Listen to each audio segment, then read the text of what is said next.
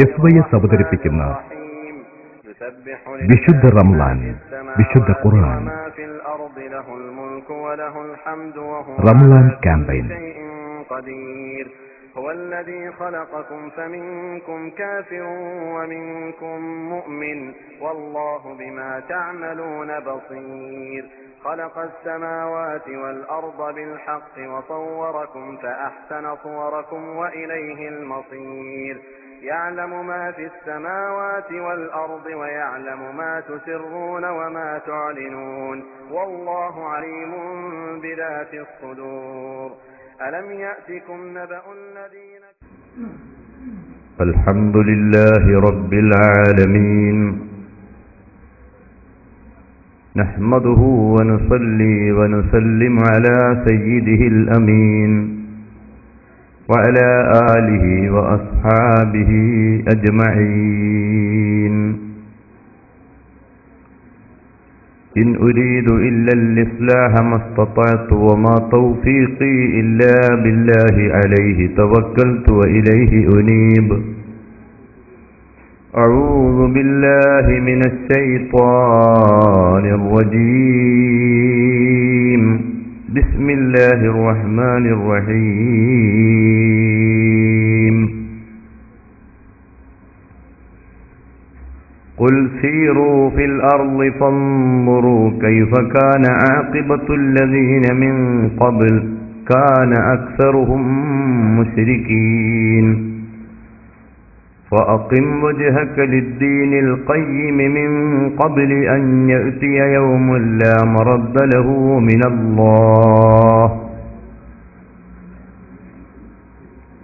من قبل أن يأتي يوم لا مرد له من الله يومئذ يصدعون من كفر فعليه كفره ومن عمل صالحا فلأنفسهم يمهدون ليجزي الذين آمنوا وعملوا الصالحات من فضله إنه لا يحب الكافرين ولقد أرسلنا من قبلك رسلا إلى قومهم فجاءوهم بالبينات فانتقمنا من الذين أجرموا وكان حقا علينا نصر المؤمنين صدق الله العظيم وصدق وبلغ رسوله النبي الكريم ونحن على ما قال ربنا من الشاهدين الشاكرين والحمد لله رب العالمين. ആദരണീയരായ സാദാത്തുക്കൾ, തൃശൂർ ജില്ലയിലെ ചാവക്കാട് പ്രദേശത്തെ ഉമറാക്കൾ, മഹല്ല് ഭാരവാഹികൾ, സഹോദരങ്ങൾ, സഹോദരികൾ, സുഹൃത്തുക്കളെ, വിദ്യാർത്ഥികളെ, പരിശുദ്ധ റമളാനിൻ്റെ വളരെയേറെ പുണ്യങ്ങളുള്ള രാപ്പകലുകൾ കഴിഞ്ഞുകൊണ്ടിരിക്കുന്ന ഈ വേളയിൽ റമളാൻ കൊണ്ട് വിജ്ഞാനവും വിശ്വാസവും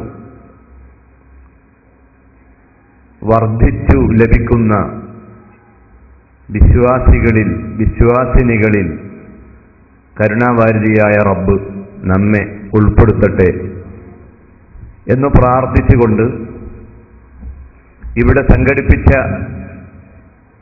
സമസ്ത കേരള സുന്നി യുവജന സംഘത്തിൻ്റെ കീഴിലുള്ള ചതുർദിന പ്രഭാഷണ പരിപാടിയുടെ 3-ാം ദിവസമായ ഇന്ന്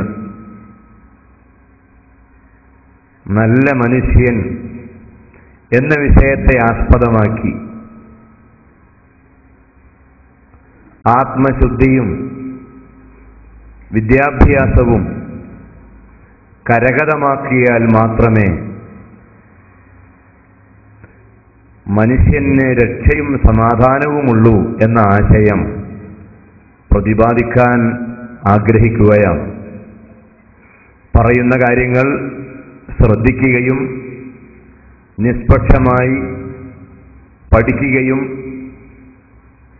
പ്രധാനമായി 2 ലക്ഷ്യങ്ങൾ നാം മുന്നിൽ കാണുകയും വേണം. ഒന്ന്, ഇസ്ലാമിക സമൂഹത്തിന് ഇതുവഴി അറിവ് വർദ്ധിപ്പിച്ചെടുക്കുക. കിസ് പ്രോഗ്രാം ഇതോടനുബന്ധിച്ച് നാളെ നടത്തുന്നത് അതുകൊണ്ടാണ്. രണ്ടാമത്, ഇതര സമുദായങ്ങൾ അവർക്ക് കൂടി കേൾക്കാവുന്ന രൂപത്തിലുള്ള പൊതുവേദിയായതുകൊണ്ട് പലപ്പോഴായി തെറ്റിദ്ധരിച്ച ഇതര മതവിഭാഗങ്ങൾക്ക് ഇസ്ലാമിനെ അറിയാനും മനസ്സിലാക്കാനുമുള്ള ഒരു സന്ദർഭം ഒരുക്കുക എന്നതും നമ്മുടെ ലക്ഷ്യമാണ്. മനുഷ്യൻ ഈ പ്രകൃതിയുടെ കേന്ദ്ര ബിന്ദുവാണ്. കേന്ദ്രബിന്ദു ആയതുകൊണ്ട് തന്നെ അവന്റെ വിജയമാണ് പ്രകൃതിയുടെ വിജയം, അവന്റെ പരാജയമാണ് പ്രകൃതിയുടെ പരാജയം. മനുഷ്യൻ നന്നായാൽ ഈ ലോകത്ത് സമാധാനം നിലനിൽക്കും. മനുഷ്യൻ കേടുവന്നാൽ ഈ ലോകത്ത് എല്ലായിടങ്ങളിലും പ്രശ്നങ്ങളായിരിക്കും. അക്കാരണം കൊണ്ട് തന്നെ മനുഷ്യനെ പറ്റി ചർച്ച ചെയ്യുന്ന സന്ദർഭങ്ങളും അവസരങ്ങളും വേദികളും ഏറ്റവും കൂടുതൽ ഉണ്ടാക്കേണ്ടത് മനുഷ്യന്റെ ബാധ്യതയാണ്. മറ്റു ജീവികളൊന്നും ഇവിടെ പ്രശ്നങ്ങൾ ഉണ്ടാക്കുന്നില്ല. എപ്പോഴെങ്കിലുമൊക്കെ വിരണ്ടോടുന്ന ആനയെ ചേറ്റുകയിലോ മറ്റോ ആരെങ്കിലും കാണുകയോ കേൾക്കുകയോ ചെയ്യുന്നത് വളരെ റെയറായ സംഭവമാണ്. അത്തരം ആനകളെ പിടിച്ചു കെട്ടാനും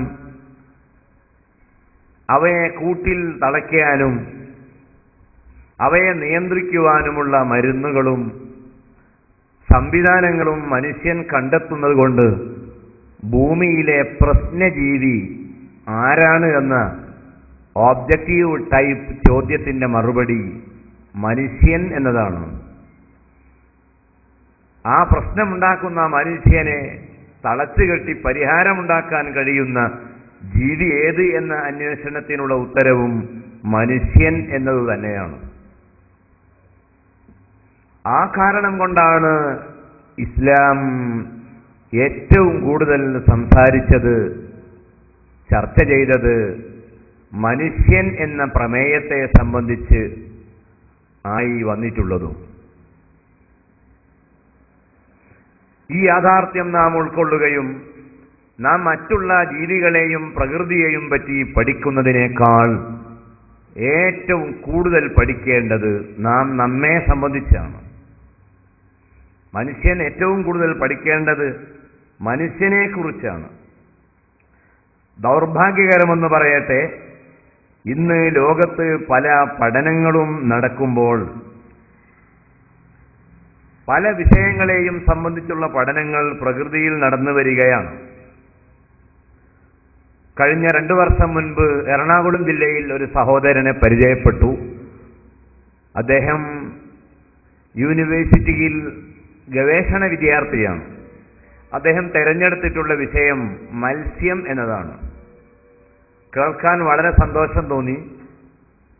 ആ പഠനയാത്രയിലുള്ള അദ്ദേഹത്തോട് ഞാൻ ചോദിച്ചു, കേരളത്തിന്റെ കടൽ തീരങ്ങളിൽ എത്ര മത്സ്യങ്ങളുണ്ട്? അദ്ദേഹം പറഞ്ഞു 200 മത്സ്യങ്ങളുണ്ടെന്ന്. ഇന്ത്യയുടെ കടൽ തീരങ്ങളിൽ മൊത്തം 2000 മത്സ്യങ്ങൾ. ലോകാടിസ്ഥാനത്തിലുള്ള മത്സ്യങ്ങളുടെ എണ്ണം അതിലും കൂടുതലാണ്. ഓരോ മത്സ്യത്തിന്റെ വിശേഷണങ്ങളും ആ മത്സ്യത്തിലടങ്ങിയ കാൽസ്യം അടക്കമുള്ള ലവണങ്ങളുടെ അളവുകളും അവയെ മനുഷ്യന് എങ്ങനെ ഉപയോഗപ്പെടുത്താമെന്ന ചർച്ചകളുമെല്ലാം അദ്ദേഹത്തിന്റെ പഠനത്തിൽ ഉൾപ്പെടുന്നു.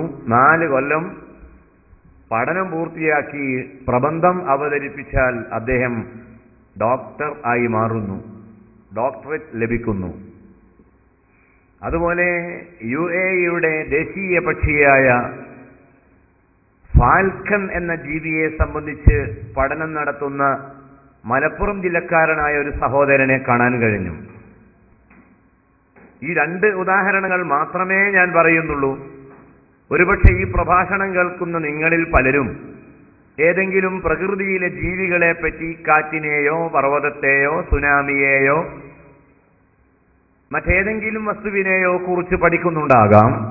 ആ പഠനങ്ങളോട് വളരെ സന്തോഷം. പഠിക്കണം, എല്ലാവരും പഠിക്കണം. പഠനം കൊണ്ട് നമുക്ക് വിശ്വാസം വർദ്ധിക്കും, ഈമാൻ വർദ്ധിക്കും.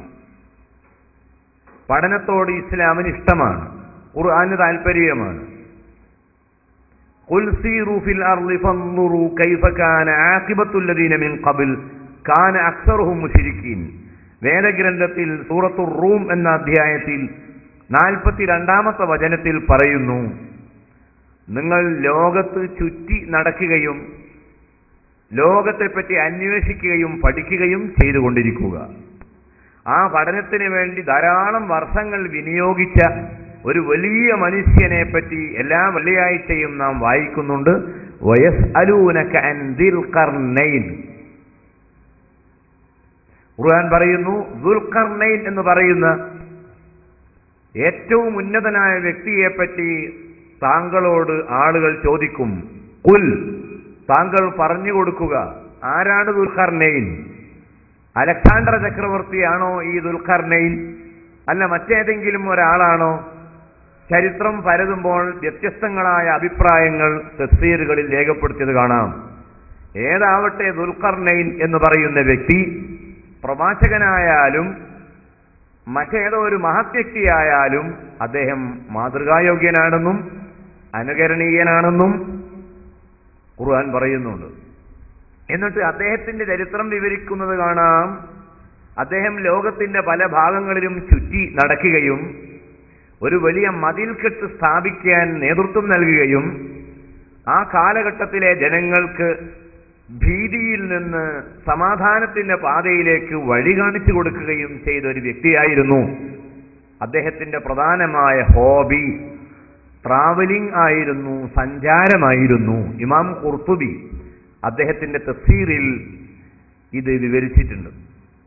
ഖുൽ സീറൂ ഫിൽ അർള് ഫൻദുറൂ കൈഫ കാന ആഖിബത്തുൽ ലദീന മിൻ ഖബൽ.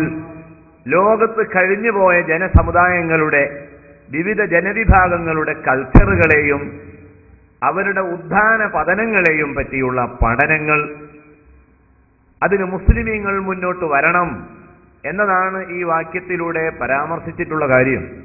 അപ്പൊ സഞ്ചാരത്തിന് പ്രാധാന്യം നൽകേണ്ടതുണ്ട്. ഗവേഷണങ്ങൾ, കുലിൻദുറു മാദാ ഫിസ്സമാവാതി വൽ അർളി, ആകാശങ്ങളിൽ എന്താണുള്ളത്, ഭൂമിയിൽ എന്താണുള്ളത്, നിങ്ങളത് കണ്ടെത്തണം. നിങ്ങൾ ഉറങ്ങേണ്ടവരല്ല, നിങ്ങൾ ചിന്തിക്കേണ്ടവരാണ്, ഉണർന്ന് പ്രവർത്തിക്കേണ്ടവരാണ്. വേദഗ്രന്ഥം വളരെ വ്യക്തമായി ഇത്തരം പഠനങ്ങളെ സംബന്ധിച്ചെല്ലാം പറയുന്നത് കൊണ്ട് തന്നെ ഇസ്ലാമിക സമൂഹം എന്നും ബോധമുള്ളവരായി ജീവിക്കുന്നു. ഈ പുതിയ 21-ാം നൂറ്റാണ്ടിലും മറ്റു സമുദായങ്ങളെ അപേക്ഷിച്ച് വളരെ അഭിമാനത്തോടുകൂടി തന്നെയാണ് മുസ്ലിം സമൂഹം ജീവിക്കുന്നത്. അതിന് കാരണം ഈ പഠനങ്ങൾക്ക് മതം പ്രോത്സാഹിപ്പിച്ചു എന്നതാണ്. വിദ്യാഭ്യാസത്തിന് പ്രോത്സാഹനം നൽകി, പഠനങ്ങൾക്കും പ്രോത്സാഹനം നൽകി. സൂറത്തുൽ ബഖറയിൽ നോക്കിയാൽ കാണാം, 7 സ്ഥലങ്ങളിൽ തുടരെ ഖുർആൻ വിശ്വാസികളോട് പറയുന്നു, പൊതുസമൂഹത്തോട് പറയുന്നു. ഖുർആന്റെ സംബോധിതർ മുസ്ലിംകൾ മാത്രമാണെന്ന് ആരും ധരിക്കരുത്. മുസ്ലിമീങ്ങൾ വായിക്കുമ്പോൾ മുസ്ലിമീങ്ങളാണ്. അതിന്റെ ബെനിഫിഷ്യറീസ് ആരാണെന്ന് ചോദിച്ചാൽ ലോകമെങ്ങുമുള്ള എല്ലാ ജനങ്ങളുമാണ്. യസ്അലൂനക അനിൽ അഹില്ല, ക്രസന്റിനെ സംബന്ധിച്ച്, ചന്ദ്രന്റെ പ്രകാശത്തെ സംബന്ധിച്ച്, ചന്ദ്രികയെ സംബന്ധിച്ച്, അതുപോലെ ചന്ദ്രകലയെ സംബന്ധിച്ച് നിങ്ങളോട് ജനങ്ങൾ ചോദിക്കും, ഖുൽ ഹിയ മവാഖീതു ലിന്നാസ്. ചന്ദ്രന്റെ വിവിധ പ്രകാശത്തിൻ്റെതായ രൂപങ്ങൾ, ചെറിയ തേങ്ങാപ്പൂൾ വലിപ്പത്തിൽ, പിന്നീട് വലുതായി ഓരോ മാസവും ഹിജറ മാസക്കണക്ക് പ്രകാരമുള്ള മാസത്തിന്റെ 14-ാം രാവിൽ പൂർണ്ണചന്ദ്രനായി രൂപപ്പെടുന്ന ഈ ചന്ദ്രന്റെ വ്യത്യസ്തങ്ങളായ ആ ഘട്ടങ്ങളെ സംബന്ധിച്ച് താങ്കളോട് ജനങ്ങൾ ചോദിച്ചാൽ താങ്കൾ അതിന് മറുപടി പറയണം, ഖുൽ ഹിയ മവാഖീതു ലിന്നാസ്. അത് ജനങ്ങൾക്ക് സമയം അറിയാനുള്ള ഒരു മാർഗമാണ്. സാധാരണക്കാരായ ആളുകൾക്ക് ചന്ദ്രനെ കൊണ്ട് ലഭിക്കുന്ന ഉപകാരം അതാണ്. വശംസു തജ്രീ ബി അംരിഹി, സൂര്യൻ അള്ളാഹുവിന്റെ കൽപ്പന പ്രകാരം അതിൻ്റെതായ പ്രവർത്തനങ്ങൾ നടത്തി വരുന്നു. വൽഖമറ ഖദ്ദർനാഹു മനാസില, ചന്ദ്രനാവട്ടെ അതിന് പ്രത്യേകമായ റൂട്ടുകൾ ഉണ്ട്. അങ്ങനെ സൂര്യനെയും ചന്ദ്രനെയും ഒട്ടകത്തെയും കുതിരയെയും പ്രകൃതിയിലെ സകല ജീവികളെയും ഏറ്റവും ചെറിയ മൂട്ടയെപ്പറ്റി കൊതുകിനെ പറ്റി പോലും ഗവേഷണം നടത്താനും പഠിക്കാനും മനുഷ്യൻ മുന്നോട്ട് വരണമെന്ന് ഖുർആൻ പലയിടങ്ങളിലായി പറയുന്നു. ഇന്നല്ലാഹ ലാ യസ്തഹി അൻ യദ്രിബ മസലം മാ ബഊലതൻ ഫമാ ഫൗഖഹ فأما الذين آمنوا فيعلمون أنه الحق من ربهم وأما الذين كفروا فيقولون ماذا أراد الله بهذا مثلا يضل به كثيرا ويهدي به كثيرا وما يضل به إلا الفاسقين. മൂട്ടയെ സംബന്ധിച്ച് കൊതുകിനെ പറ്റിയുള്ള ഖുർആന്റെ വചനമാണ് ഞാനിപ്പോൾ നിങ്ങളുടെ മുമ്പിൽ വായിച്ചത്. വേദഗ്രന്ഥത്തിലെ 2-ാമത്തെ അധ്യായത്തിൽ വളരെ വ്യക്തമായി പറയുന്നു, ഏറ്റവും ചെറിയ ഈ ജീവിയെ സംബന്ധിച്ച് ഓ മനുഷ്യ നീ അന്വേഷിക്കണം, നീ പഠിക്കണം. ആ പഠനത്തിലൂടെ നിനക്ക് കണ്ടെത്താൻ കഴിയും ഇവയെല്ലാം സൃഷ്ടിച്ചിട്ടുള്ള ഏതോ ഒരു കർത്താവ് ഈ പ്രപഞ്ചത്തിൽ ഉണ്ട്. ഒരു ഡിക്ഷണറി, ഒരു നിഘണ്ടു. ആ ഒരു നിഘണ്ടുവിനെ സംബന്ധിച്ച് ഒരാൾ മറ്റൊരാളോട് ചോദിച്ചു, ഈ നിഘണ്ടു എങ്ങനെ ഉണ്ടായതാണ്? ഒരാളതിന് മറുപടി പറഞ്ഞു, ഇത് വളരെ കാലത്തെ അധ്വാനം കൊണ്ട് ബുദ്ധിയും ചിന്തയും ശക്തിയുമുള്ള കുറെ ആളുകൾ കൂടി ഇരുന്ന് ചർച്ച ചെയ്ത് അങ്ങനെ രൂപപ്പെടുത്തിയിട്ടുള്ളതാണ് ഈ നിഘണ്ടു. മറ്റൊരാൾ പറഞ്ഞു, അതിന് അത്ര ആവശ്യമൊന്നുമില്ല. ഈ പ്രിന്റിംഗ് പ്രസ്സിൽ ഒരു സ്ഫോടനമുണ്ടായപ്പോൾ ഒരു പ്രഭാതത്തിൽ ഈ നിഘണ്ടു രൂപപ്പെട്ടതാണ്. അങ്ങനെ രണ്ട് അഭിപ്രായം പറഞ്ഞ ഉദാഹരണം പോലെ ഈ പ്രകൃതിയിലെ ചില വസ്തുക്കൾ, ഏത് വസ്തുവാകട്ടെ, അത് സ്വന്തം ഉണ്ടായതാണെന്ന് ചില ആളുകൾ പറയുമ്പോൾ അവ ഓരോന്നിന്റെയും പിന്നിൽ വളരെ ബുദ്ധിയും ശക്തിയുമുള്ള ഏതോ ഒരു ആസൂത്രണത്തോടുകൂടി കാര്യങ്ങൾ നിർവഹിച്ച ഒരാളുടെ സാന്നിധ്യമുണ്ട് എന്ന് മനുഷ്യൻ കണ്ടെത്തുന്നത് ശാസ്ത്ര പഠനത്തിലൂടെയാണ്. അതുകൊണ്ട് ശാസ്ത്ര പഠനങ്ങൾക്ക് വലിയ പ്രാധാന്യം ഖുർആൻ നൽകി. ശാസ്ത്രത്തിന് ഹിക്മത്ത് എന്നാണ് ഖുർആൻ പറയുന്നത്. അത് ഖുർആന്റെ ആദ്യം മുതൽ അവസാനം വരെയുള്ള ഓരോ ഭാഗവും ശാസ്ത്ര പഠനങ്ങൾക്ക് പ്രോത്സാഹനം നൽകിക്കൊണ്ടുള്ള സമർപ്പണമാണ് ഖുർആൻ നമ്മുടെ മുൻപിൽ വെച്ചിട്ടുള്ളത്. പക്ഷേ ദൗർഭാഗ്യവശാൽ ശാസ്ത്ര പഠനങ്ങൾക്കൊക്കെ പ്രാധാന്യം നൽകുന്ന മനുഷ്യൻ, പ്രകൃതിയിലെ എല്ലാറ്റിനെയും പറ്റി പഠിച്ചുകൊണ്ടിരിക്കുന്ന മനുഷ്യൻ, ഒരു പ്രധാന വിഷയം അവൻ പഠിക്കാൻ മറന്നുപോയി. ആ വിഷയമാണ് മനുഷ്യൻ. മനുഷ്യനെ പറ്റിയുള്ള പഠനങ്ങൾ കാര്യമായി നടക്കുന്നില്ല. നടക്കുന്നതെല്ലാം മൃഗങ്ങളെ പറ്റിയുള്ള പഠനങ്ങളാണ്. കാരണം നമുക്ക് ആ മൃഗങ്ങളെ ആവശ്യമുണ്ട്, നമുക്ക് കാട് ആവശ്യമുണ്ട്, നമുക്ക് മഴ ആവശ്യമുണ്ട്, നമുക്ക് മണൽ ആവശ്യമുണ്ട്, നമുക്ക് സ്വർണം ആവശ്യമുണ്ട്, നമുക്ക് വെള്ളി ആവശ്യമുണ്ട്.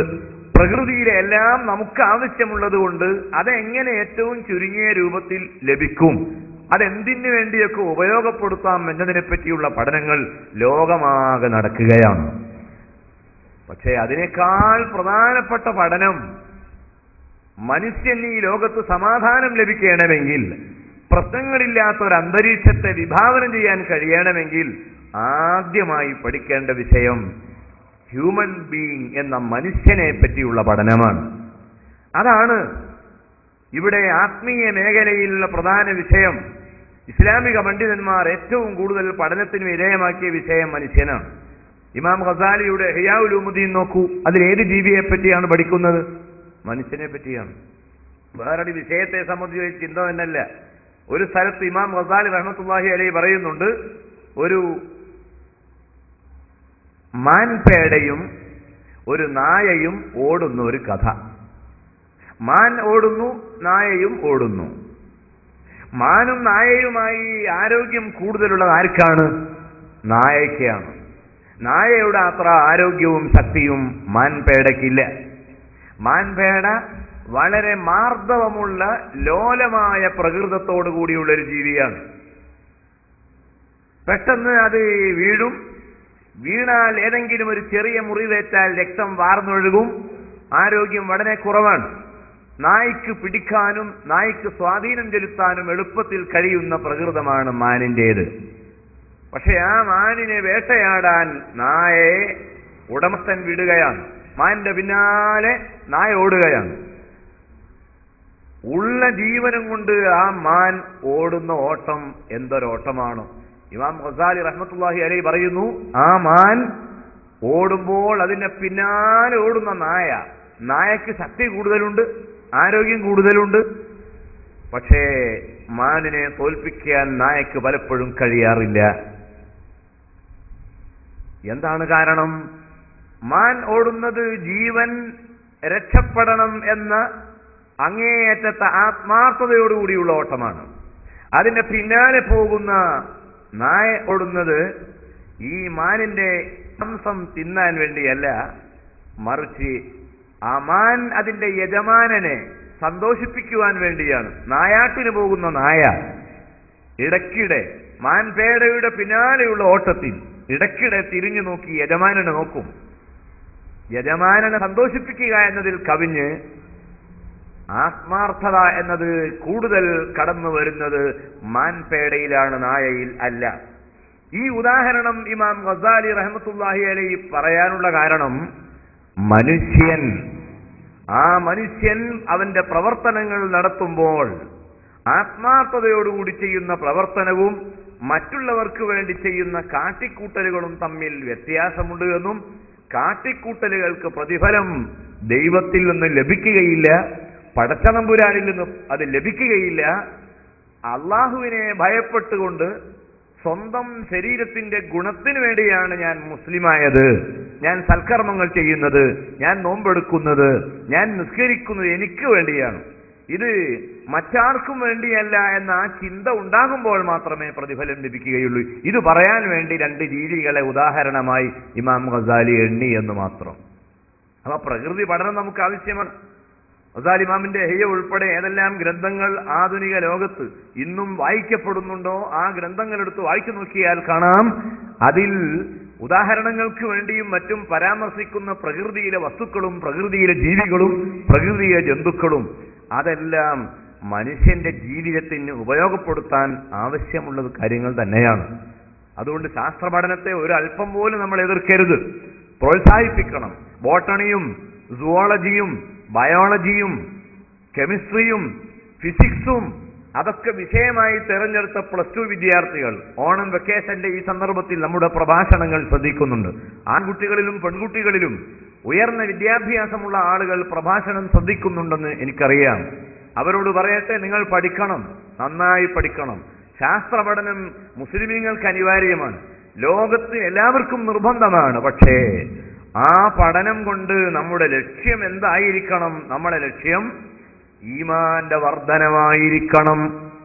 റബ്ബി അരിനി കൈഫ തുഹ്യിൽ മൗത ഖാല അവലം തുഅ്മിൻ ഖാല ബല വലാകിൻ ലിയത്മഇന്ന ഖൽബി. ഇബ്രാഹിം നബി അലൈഹിസ്സലാത്തു വസ്സലാം അല്ലാഹുവിനോട് ചോദിക്കുന്നു, റബ്ബേ അരിനി കൈഫ തുഹ്യിൽ മൗത, മരണപ്പെട്ട ആളുകളെ നീ പുനർത്തെഴുന്നേൽപ്പിക്കുമെന്ന് പറയുന്നുണ്ടല്ലോ, അത് എനിക്കൊന്ന് കാണിച്ചു തരണം. ഖാല, അള്ളാഹു ഇബ്രാഹിമിനോട് ചോദിക്കുന്നു, അവലം തുമിൻ ഇബ്രാഹീമേ, മരണത്തിന് ശേഷം ഒരു ജീവിയെ എഴുന്നേൽപ്പിക്കാൻ എനിക്ക് കഴിയുമെന്നതിനെ പറ്റി നിനക്ക് വിശ്വാസമില്ലേ? നീ പ്രവാചകനല്ലേ? നിന്റെ കൽബിൽ ഈമാനില്ലേ? ഖാല ബല, ഇബ്രാഹീമിന്റെ മറുപടി ബല, എനിക്ക് നല്ല ഈമാനുണ്ട്. അള്ളാഹുവിൽ വിശ്വാസമുള്ളതുപോലെ, പ്രവാചകന്മാരിൽ വിശ്വാസമുള്ളതുപോലെ പരലോകത്തിൽ വിശ്വസിക്കൽ നിർബന്ധമാണ്. മരണപ്പെട്ട വ്യക്തിയെ അള്ളാഹു വീണ്ടും ഹയാത്താക്കുമെന്ന നിന്റെ കൽപ്പന, നിന്റെ പ്രസ്താവന എനിക്ക് വിശ്വാസമാണ്. പക്ഷേ വലാകില്ലിയതുമഇന്ന ഖൽബി, എന്റെ ഹൃദയത്തിന് നല്ല ഉറപ്പും സമാധാനവും കിട്ടാൻ വേണ്ടി ഞാൻ ചോദിച്ചതാണ്. അത് പ്രാക്ടീസിലൊന്ന് കാണിച്ചു തരണം. ഖാല, അള്ളാഹു പറയുന്നു, ഫഖുദ് അർബഅതം മിനത് ത്വയ്ർ, ഓ ഇബ്രാഹിമേ, 4 പക്ഷികളെ നീ പിടിക്കണം. ആ 4 പക്ഷികളെയും നിന്റെ അടുത്തേക്ക് നീ വിളിക്കണം. എന്നിട്ട് അവയെ അറുക്കണം. അതിന്റെ മാംസങ്ങൾ മുഴുവനും കൂട്ടിക്കുഴക്കണം. അതൊരു മലയുടെ മുകളിൽ വെക്കണം. സുമ്മദുഉഹുന്ന, പിന്നെ ആ പക്ഷികളെ നീ വിളിക്കണം. യഅ്തീനക സഅയാ, അങ്ങനെ നീ വിളിച്ചാൽ ആദ്യം ആ പക്ഷികൾ ജീവനോടെ നിന്റെ അടുക്കൽ വന്നതുപോലെ നീ മുറിച്ച് കഷണമാക്കിയ മാംസങ്ങൾ ജീവനോടെ പക്ഷികളായി നിന്റെ സമീപത്ത് വരും. ഇബ്രാഹിം നബി അലൈഹിസ്സലാം അത് ചെയ്തു. ഗവേഷണങ്ങളാണ്, വിശ്വാസിയുടെ ഗവേഷണങ്ങളാണ്. ഈമാൻ വർദ്ധിപ്പിക്കാൻ വേണ്ടി ശാസ്ത്ര പഠനങ്ങൾ അനിവാര്യമാണ്. കുട്ടികളെ, നിങ്ങൾ പഠിക്കണം. നിങ്ങൾ പഠിക്കുമ്പോൾ ആ പഠനത്തിലൂടെ നിങ്ങൾ ഈമാൻ വർദ്ധിക്കണം. ഖുലില്ലാഹുമ്മ മാലിക്കൽ മുൽക്കി തുഅ്തിൽ മുൽക മൻ തശാ വതൻസിഉൽ മുൽക മിമ്മൻ തശാ. കടമുണ്ടായാൽ ആ കടത്തിൽ നിന്ന് മോചനം ലഭിക്കാൻ എന്ത് വേണം? ബഹുമാനപ്പെട്ട അനസ് ഇബ്നു മാലിക് റളിയല്ലാഹു അൻഹു ജുമഅക്ക് വരാതെ അതാ വീട്ടിൽ കഴിയുകയാണ്.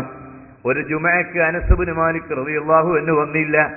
നിസ്കാരത്തിൽ നിന്ന് സലാം വീട്ടിയതിനു ശേഷം പ്രവാചകൻ അന്വേഷിക്കുന്നു, അനസ് എവിടെ?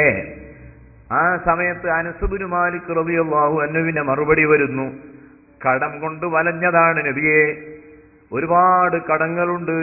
കടമുള്ള ഞാൻ ജുമയ്ക്ക് വേണ്ടി പുറപ്പെട്ടാൽ വഴിയിൽ വെച്ച് എന്നെ കടക്കാര് പിടിച്ചു വെക്കുമെന്ന് ഭയന്ന്, ഐബാകുമെന്ന് പേടിച്ച് ഞാൻ എന്റെ വീട്ടിൽ കഴിയുകയാണ്.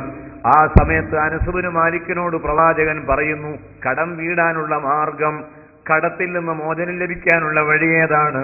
ഒരായത്ത് പഠിപ്പിച്ചു കൊടുക്കുന്നു, ഖുലില്ലാഹുമ്മ മാലിക്കൽ മുൽക്കി തുഅ്തിൽ മുൽക മൻ തശാ വതൻസിഉൽ മുൽക മിമ്മൻ തശാ വതുഇസ്സു മൻ തശാ വതുദില്ലു മൻ തശാ ബിയദിക്കൽ ഖൈറു ഇന്നക അലാ കുല്ലി ഷൈഇൻ ഖദീർ. ഈ ആയത്ത് വിവരിച്ചുകൊണ്ട് ഇമാം ഖുർത്തുബിയും അതുപോലെ മറ്റു മുഫസ്സിരീങ്ങളും പറയുന്നത് കാണാം, തുഖ്രിജുൽ ഹയ്യ മിനൽ മയ്യിതി വതുഖ്രിജുൽ മയ്യിത മിനൽ ഹയ്യ്. ജീവനില്ലാത്ത മുട്ടയിൽ നിന്ന് ജീവനുള്ള കോഴിക്കുഞ്ഞിനെ കൊണ്ടുവരുന്നു, ജീവനുള്ള കോഴിയിൽ നിന്ന് ജീവനില്ലാത്ത മുട്ട പുറത്തേക്ക് വരുന്നു. ഇതിന് കഴിവുള്ള റബ്ബ് പണമില്ലാത്ത മനുഷ്യ, നിനക്ക് പണം തരാൻ കഴിവുള്ളവനാണ്.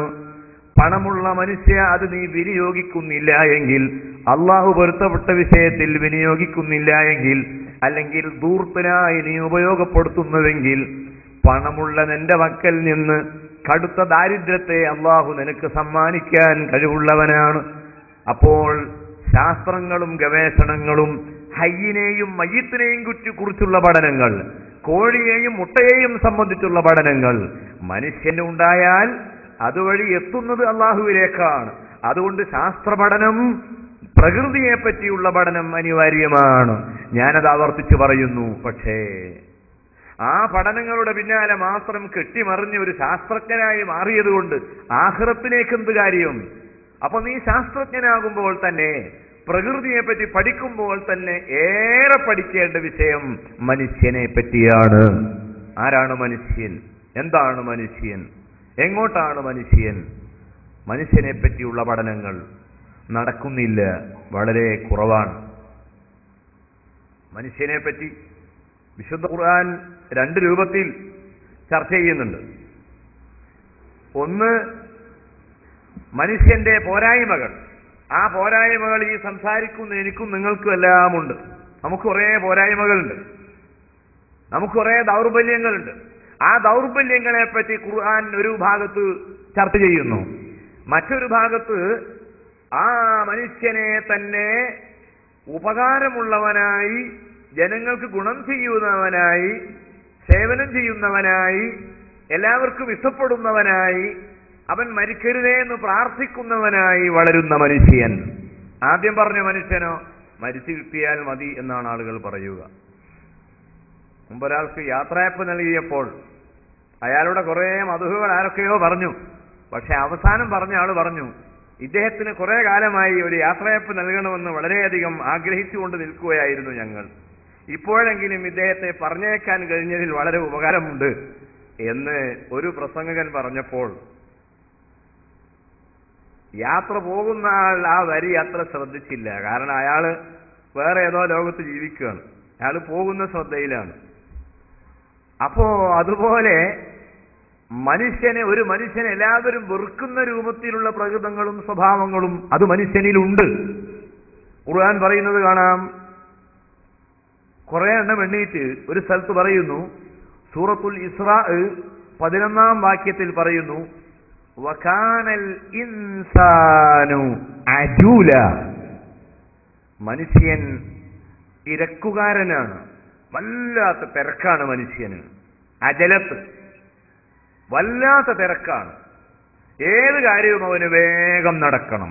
അതിന്റെ കാരണങ്ങൾ എന്താണ്, അതിലേക്ക് എത്താനുള്ള വഴികൾ ഏതാണ്, അതൊന്നും അന്വേഷിക്കാൻ സമയമില്ല. മുമ്പ് ആരോ പ്രാർത്ഥിച്ചു, എനിക്ക് 1,00,000 രൂപ അള്ളാഹുവേ നീ തരേണമേ, അത് തീർന്നിട്ട് പിന്നെയും തരേണമേ. അത് തീർന്നിട്ട് പ്രാർത്ഥിക്കുകയല്ലേ, അതിന് മുമ്പ് തന്നെ പ്രാർത്ഥിക്കണം. അപ്പൊ അവനോട് ആരോ ചോദിച്ചു, എന്താണ് ഇങ്ങനെ പ്രാർത്ഥിക്കുന്നത്? അവൻ പറഞ്ഞു, തിരക്കുകൾക്കിടയിൽ അള്ളാഹുവിനോട് മറന്നുപോയാലോ, അതുകൊണ്ട് ഇപ്പൊ തന്നെ ശ്രദ്ധയപ്പെടുത്തിയതാണ്. 1,00,000 എനിക്ക് തരയണമേ, അത് തീർന്നിട്ട് പിന്നെയും തരയണമേ, ഇപ്പോഴേ പ്രാർത്ഥിക്കുകയാണ്. മനുഷ്യന്റെ തിരക്കിന്റെ ആ വലിപ്പം സൂചിപ്പിക്കുവാൻ വേണ്ടി ഞാൻ പറഞ്ഞതാണ്.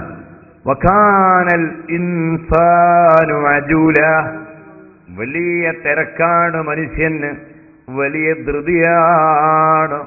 ഇന്ന റബ്ബക്കുമുല്ലാഹു അല്ലദീ ഖലഖസ് സമാവാതി വൽ അർള ഫീ 6 അയ്യാം, നിങ്ങളുടെ സൃഷ്ടാവായ അല്ലാഹു ആകാശഭൂമികളെ 6 ദിവസം കൊണ്ടാണ് പടച്ചത്. 6 ദിവസം കൊണ്ടാണ് ആകാശഭൂമികളെ പടച്ചത് എന്ന് ഖുർആൻ പറയുന്നു. 6 ദിവസം കൊണ്ടാണ് ആകാശഭൂമികളെ സൃഷ്ടിച്ചത്. ദിവസം 7 ദിവസമുണ്ട്, പക്ഷേ സൃഷ്ടിച്ചത് 6 ദിവസം കൊണ്ടാണ്. ഈ ആയത്ത് വിശദീകരിച്ചുകൊണ്ട് ഖുർആൻ വ്യാഖ്യാതാക്കൾ പറയുന്നു, എന്തിനാണ് ഇങ്ങനെ 6 ദിവസങ്ങൾ ഇതിനു വേണ്ടി ഉപയോഗപ്പെടുത്തിയത്? ആകാശങ്ങളും ഭൂമികളും പടക്കാൻ അള്ളാഹുവിന് ദിവസങ്ങൾ ആവശ്യമില്ല, ഒരു ദിവസവും ആവശ്യമില്ല, ഒരു സെക്കൻഡും ആവശ്യമില്ല. ഇദാ അറദ്നാഹു ശൈഅൻ അൻ യഖൂല ലഹു കുൻ ഫയകൂൻ, അള്ളാഹു ഒന്ന് ഉദ്ദേശിച്ചാൽ മതി ലോകം ഉണ്ടാകാൻ. അള്ളാഹു ഉദ്ദേശിച്ചാൽ മതി ഒരു വസ്തു ഉണ്ടാവാൻ. അതിന് സമയം ആവശ്യമില്ല, ദിവസം ആവശ്യമില്ല. മൂത്രിക്കാൻ ഉദ്ദേശിക്കുന്ന മനുഷ്യൻ മൂത്രിക്കാൻ പോയി ഇരുന്ന് ഒന്നും ചെയ്യേണ്ടതില്ല, ഉദ്ദേശിച്ചാൽ തന്നെ മൂത്രമതാ ഒഴിയുന്നു. അള്ളാഹുവിന്റെ ഖുദ്റത്തുകളെ പറ്റി മനസ്സിലാക്കാൻ വേണ്ടി മനുഷ്യന്റെ ശരീരത്തിൽ തന്നെ ഒരു ഉപകരണം അള്ളാഹു വെച്ചു തന്നു. ആ മൂത്രിക്കുന്ന ഉപകരണം, ആ മൂത്രിക്കുന്ന ഭാഗത്തിൽ നിന്ന് മൂത്രം പുറത്തേക്ക് ഒഴുകാൻ നമ്മൾ തൊടേണ്ട ആവശ്യമില്ല, അതിന്റെ വാൽവ് ഓണാക്കേണ്ട ആവശ്യമില്ല. ഉദ്ദേശിച്ചാൽ തന്നെ മൂത്രം പുറത്തേക്ക് ഒഴുകുന്നു. എങ്കിൽ ഈ സൃഷ്ടിയിൽ തന്നെ ഇത് കാണുന്നുവെങ്കിൽ അള്ളാഹുവിന്റെ ഖുദ്റത്ത് അവൻ ഉദ്ദേശിച്ചാൽ ഉണ്ടാകുന്നു. അത്രയും കഴിവുള്ള റബ്ബ് ആകാശഭൂമികളെ പടച്ചത് 6 ദിവസം കൊണ്ടാണ്. ഈ ആയത്തിന്റെ വ്യാഖ്യാനത്തിൽ പണ്ഡിതന്മാർ പറയുന്നു, ലിയുഅല്ലിമന്നാസ, ജനങ്ങൾക്ക് അള്ളാഹ് പഠിപ്പിച്ചു കൊടുക്കാൻ വേണ്ടിയാണ്. അത്തഅന്നിയ, അവധാനതയെ പഠിപ്പിച്ചു കൊടുക്കാൻ വേണ്ടിയാണ്. എല്ലാം അവധാനതയോടുകൂടി ശാന്തമായി കാര്യങ്ങൾ പ്രവർത്തിക്കണം. ഡോക്ടർ കൊടുത്ത മരുന്ന് സമയം വെച്ച് കഴിക്കണം. അത് രോഗം മാറാൻ വേണ്ടി ഒരാൾ മരുന്നെല്ലാം കൂടി ഒന്നിച്ചെടുത്ത് കഴിക്കുന്നു. അവനെപ്പോലത്തെ വിഡ്ഢി ആരാളുള്ളത്? 7 ദിവസം കഴിക്കേണ്ട മരുന്ന്, 7 ദിവസം കഴിക്കേണ്ട ഗുളിക കൊടുത്തു. അത് വീട്ടിൽ കൊണ്ടുപോയി വലിയ തിരക്കുള്ള ആളായതുകൊണ്ടും കാറിൽ ഈ സാധനങ്ങൾ എടുത്തു കൊണ്ടുപോകാൻ പ്രയാസമുള്ളത് കൊണ്ടും ബിസ്മിൻ ചൊല്ലി 7 ദിവസം ഒന്നിച്ചങ്ങോട്ട് കഴിച്ചു. ഖുലിഖൽ ഇൻസാനു അജൂല. മനുഷ്യൻ വലിയ തിരക്കുകാരനാണ്. ആ തിരക്ക്, ആവശ്യമില്ലാത്ത തിരക്ക് നമ്മെ മുഴുവനും സ്വാധീനിച്ചതിന്റെ പേരിൽ നമുക്ക് വല്ല പരാജയവും സംഭവിച്ചിട്ടുണ്ടോ എന്നൊരു അന്വേഷണം ഓരോ മനുഷ്യനും ഈ സമയത്ത് ആ ചിന്ത അവനുണ്ടാകണം. ചിന്തിക്കാൻ പറ്റിയ മാസമാണ് പരിശുദ്ധ റമളാൻ. അതുപോലെ ഖുർആൻ പറയുന്നു, വകാനൽ ഇൻസാനു അക്സറ ശൈഇൻ ജദലാ.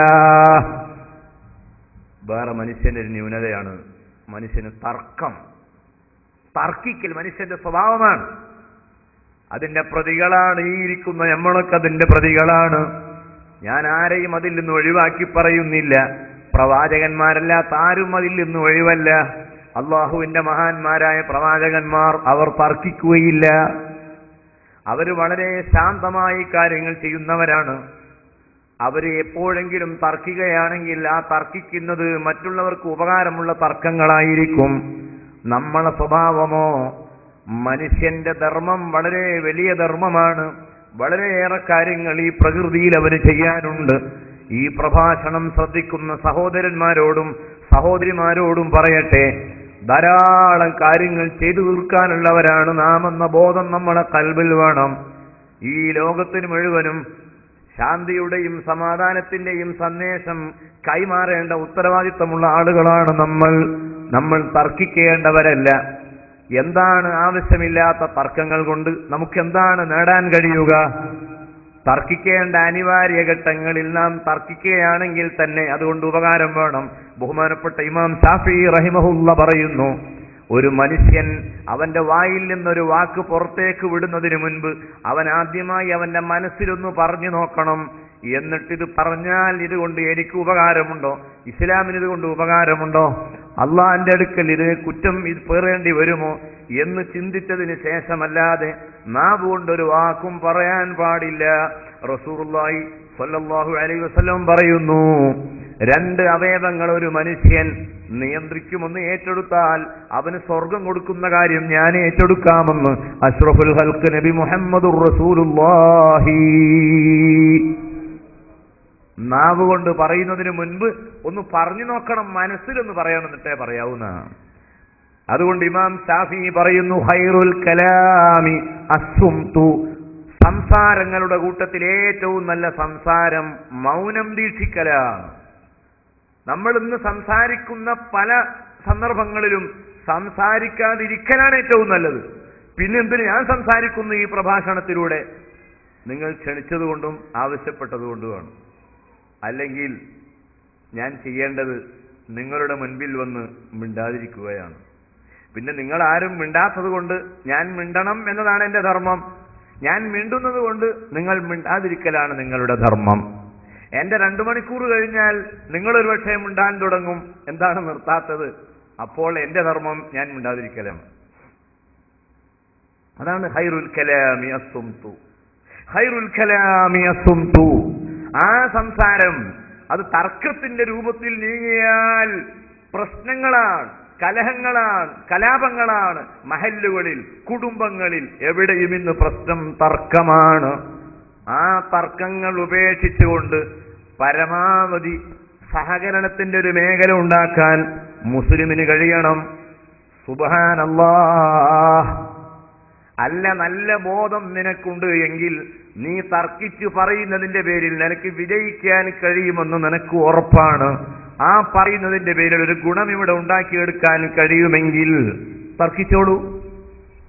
നീ ആ പറയുന്നുണ്ട് നിനക്ക് ഗുണം വേണം, നിന്റെ പ്രതിയോഗിക്ക് ഗുണം വേണം, സമൂഹത്തിന് ഗുണം വേണം, അള്ളാന്റെ അടുക്കലും നിനക്ക് ഗുണം വേണം. അത് 4 നിനക്ക് ഉറപ്പുണ്ടോ? ഒരു ദിവസം മഹാനായ സയ്യിദുൽ വജൂദ് ത്വാഹ മുഹമ്മദുർ റസൂലുള്ളാഹി സ്വല്ലല്ലാഹു അലൈഹി വസല്ലമ തന്റെ ഭാര്യ, തന്റെ പ്രിയപ്പെട്ട മകളായ ഫാത്തിമയുടെ അടുത്തേക്ക് പുറപ്പെട്ടു. ഫാത്തിമ നബിയുടെ മകളാണ്. ഫാത്തിമത്തു ബൽഅത്തും മിന്നി, ഫാത്തിമത്തു ബിൽഅത്തും മിന്നി, ഫാത്തിമത്തു ബുദ്അത്തും മിന്നി. മുഹമ്മദ് നബിയുടെ കരളിന്റെ തുടിപ്പായ മകളാണ് ബീബി ഫാത്തിമ റളിയല്ലാഹു അൻഹ. ആ ഫാത്തിമ ബീവിന്റെ ഭർത്താവാണ് അലി ഇബ്നു അബീ ത്വാലിബ്. അവർ രണ്ടും താമസിക്കുന്ന വീട്ടിലേക്ക് ഒരു ദിവസം റസൂലുള്ളാഹി സ്വല്ലല്ലാഹി അലൈഹി വസല്ലം പുറപ്പെടുകയാണ്. ഭാര്യയും പുതിയാപ്പിളയും താമസിക്കുന്ന വീട്ടിലേക്ക് എപ്പോഴും കടന്നു ചെല്ലാൻ നമുക്ക് അവകാശവും അധികാരവുമെല്ലാം ഉണ്ട്. നേരെ അങ്ങ് കടന്നുപോയി. ഫാത്തിമയുടെ ഭർത്താവായ അലിയും റൂമിൽ വിശ്രമിക്കുകയാണ്. റസൂലുള്ളാഹി സ്വല്ലല്ലാഹു അലൈഹി വസല്ലം പുറപ്പെട്ട സമയം ഏതാണെന്നറിയാമോ? പാതിര സമയത്താണ് പോയത്. നമ്മളെ വീട്ടിലേക്ക് നമുക്ക് എപ്പോഴും പോകാം, നമ്മളെ മകളെ വീട്ടിലേക്ക് നമുക്ക് എപ്പോഴും പോകാം, നമ്മളെ മകന്റെ വീട്ടിലേക്ക് നമുക്ക് എപ്പോഴും പോകാം.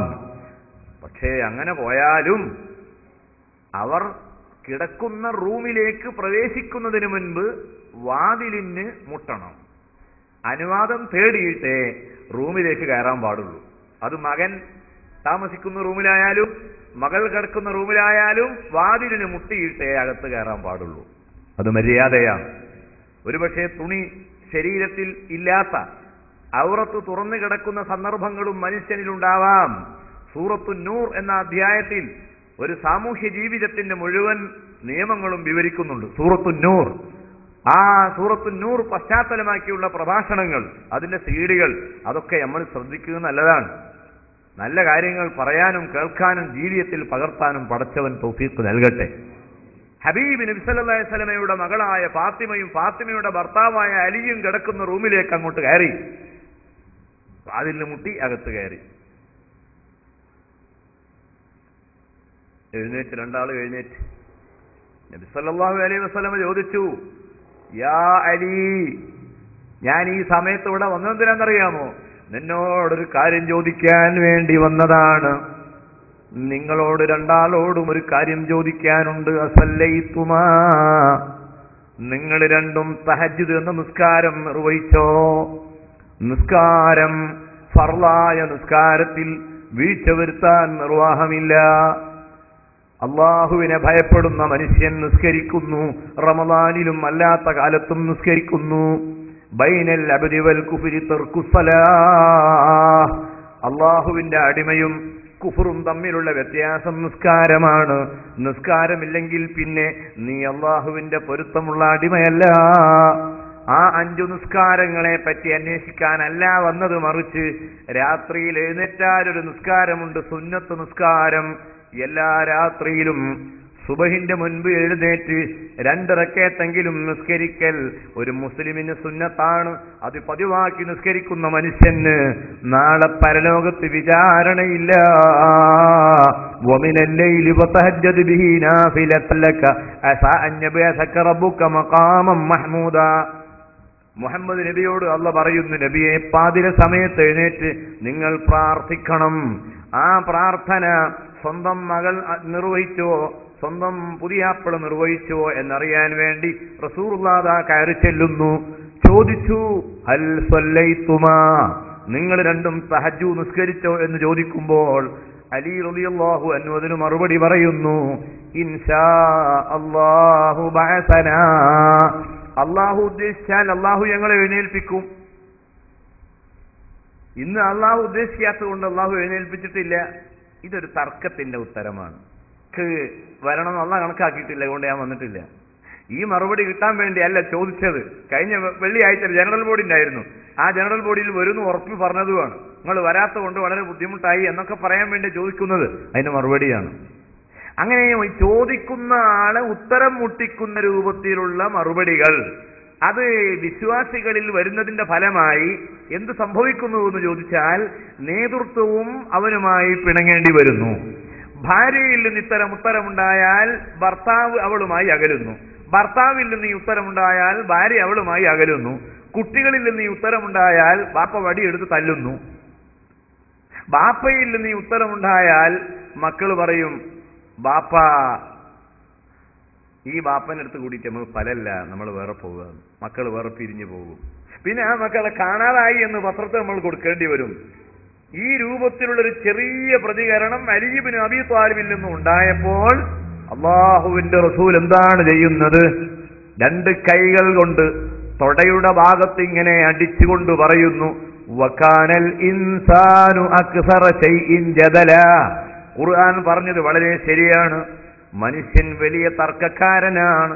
അലി റളിയല്ലാഹു അൻഹു ഇങ്ങനെ പ്രതികരിച്ചതിൽ അദ്ദേഹം ഖേദം പ്രകടിപ്പിക്കുകയും പിന്നീട് ജീവിതത്തിൽ ഒരിക്കലും ആവശ്യമില്ലാത്ത തർക്കത്തിന്, സംസാരത്തിൽ തർക്കങ്ങൾ വന്നു പോകുന്നതിന് ബഹുമാനപ്പെട്ട അലി ഇബ്നു അബീ ത്വാലിബ് ശ്രദ്ധിക്കുകയും ചെയ്തു.